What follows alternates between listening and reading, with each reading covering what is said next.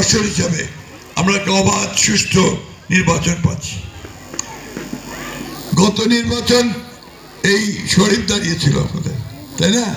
নির্বাচন করতেই দেয়নি।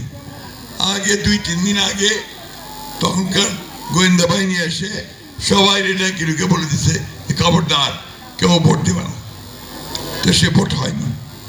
তো এইবার আমাদের সুযোগ আসছে একটা নিরপেক্ষ অবাধ সুষ্ঠু নির্বাচনের মধ্য দিয়ে একটা নতুন পার্লামেন্ট, নতুন সরকার গঠন করবার। তো এই নতুন পার্লামেন্ট, নতুন সরকার গঠন করার জন্য আপনারা ঠাকুরগাঁও পৌরসভার লোকেরা একটা ইতিহাস আছে। পৌরসভার ইতিহাসটা হচ্ছে যে বিএনপি ধানের শীষ এখানে কোনোদিন হারে নাই, হারছে? কোনোদিন হারেনি। যখন আমি হেরে গেছি সমগ্র নির্বাচনে, কিন্তু পৌরসভা জিতে গেছে, ঠিক না? তো আমি সেই জন্যই আপনাদেরকে অনুরোধ করব যে এইবার সম্ভবত আমার শেষ নির্বাচন, অনেক বয়স হয়ে গেছে। আমার বন্ধুদেরকে আমি বারবার বলেছি যে আমি রাজনীতি থেকে অবসর নিতে চাই। আমাদের দেশে অবসর নেওয়ার কোনো প্রচলন নাই। আমি এটা শুরু করতে চাই, কারণ একটা সময় আসে যখন প্রত্যেকটা মানুষের অবসর নিয়ে তার পেছনে ফিরে তাকানো দরকার। কি করলাম, কতটুকু করতে পেরেছি, সমাজ রাষ্ট্র কতটুকু এগুতে পেরেছে, এগুলো বোধহয় তখন একটু পেছনে গিয়ে দেখা দরকার। আমি সেই জন্যই এইবার শেষ নির্বাচন করে রাজনীতি থেকে অবসর নিতে চাই। কারণ আমার এখন যে মনের অবস্থা, তাতে করে আমার এখন অবসর নেওয়াটাই বোধহয় ভালো হবে।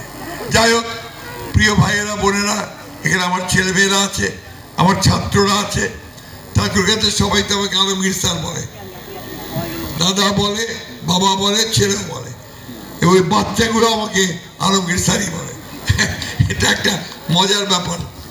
এটার মধ্যে একটা ভালোবাসা আছে, একটা আত্মার যোগাযোগ আছে, আত্মীয়তা আছে। আমি সেই জন্য এটাকে অত্যন্ত বলা যেতে পারে যে এটাকে আমি উপভোগ করি। তো প্রিয় ভাই বোনেরা, আপনাদের কাছে আমি এই 12 তারিখে নির্বাচনে আপনাদের সহযোগিতা চাই। আমি সহযোগিতা বললাম এই জন্য যে আপনি তো আপনার ভোটটা দেবেন, আপনার পাশের বাড়ির ভোটটাও যেন সবাই দেয়, এটা আপনাকে দেখতে হবে। পাড়ার ভোটটা যেন সবাই দেয়। আর ঠাকুরগাঁও শহরে আমরা হিন্দু, মুসলমান, বৌদ্ধ, খ্রিস্টান আমরা একসাথে বাস করি। আমাদের মধ্যে ঐক্য অনেক বেশি, অনেক বেশি। আমার জন্ম থেকে এখন পর্যন্ত আমি এখানে দেখেছি যে আমাদের মধ্যে কোনোদিন কোনো বড় রকমের কোনো বিভ্রান্তির সৃষ্টি হয়নি। চেষ্টা হয়েছে, অনেকে ভেবেছে যে বোধহয় পারা যাবে, কিন্তু শেষ পর্যন্ত পারেনি। ঠাকুরের মানুষের যে মানবতাবোধ, তাদের যে অসাম্প্রদায়িক চিন্তা, সেই থেকে সেটা কখনোই হয়। আমি কোনো দল সম্পর্কে কিছু খারাপ বলতে চাই না, শুধু এইটুকু বলতে চাই, আমার কথাটা আমি খুব স্পষ্ট করে সব জায়গায় বলছি, আবার বলতে চাই, 1971 সালে আমরা স্বাধীনতা যুদ্ধ করেছি। সেই স্বাধীনতা যুদ্ধ ছিল আমার অস্তিত্বের যুদ্ধ, আমার একটা নতুন ভূখণ্ড তৈরি করবার যুদ্ধ, আমার একটা নতুন বাসভূমি তৈরি করবার যুদ্ধ। সেই যুদ্ধে ঠাকুরগাঁও শহরের বেশিরভাগ মানুষ অংশ নিয়েছিল।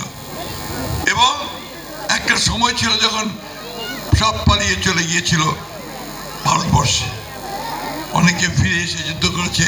এখানে অনেক মুক্তিযোদ্ধা আছে। আমরা যুদ্ধ করেছিলাম যে আমরা বাংলাদেশকে একটা অসাম্প্রদায়িক, একটা গণতান্ত্রিক একটা রাষ্ট্র আমরা তৈরি করব। দুর্ভাগ্য আমাদের যেটা, সেটা পুরোপুরি আমরা পারিনি।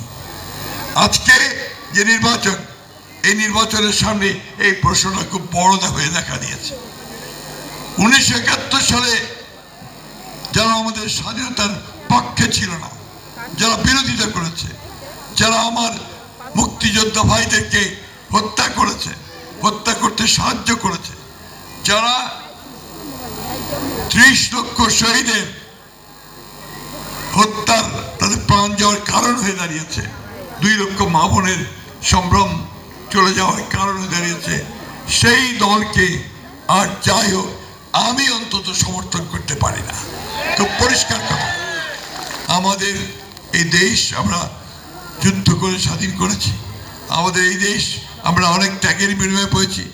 একই সঙ্গে জুলাই যে আন্দোলন, জুলাইয়ের যে যুদ্ধ, সেই জুলাইও আমরা একই সঙ্গে অংশ নিয়েছি। সেই জন্যই বলছি প্রিয় ভাই ও বোনেরা, আমাদের মুক্তিযুদ্ধ এবং জুলাই যুদ্ধ এই দুটোকে সম্মান দেখাতে আগামী দিনে নিশ্চয়ই আপনারা, আমার বিশ্বাস যে আপনারা ধানের শীষে ভোট দিয়ে আমাদেরকে কাজ করার সুযোগ দেবেন।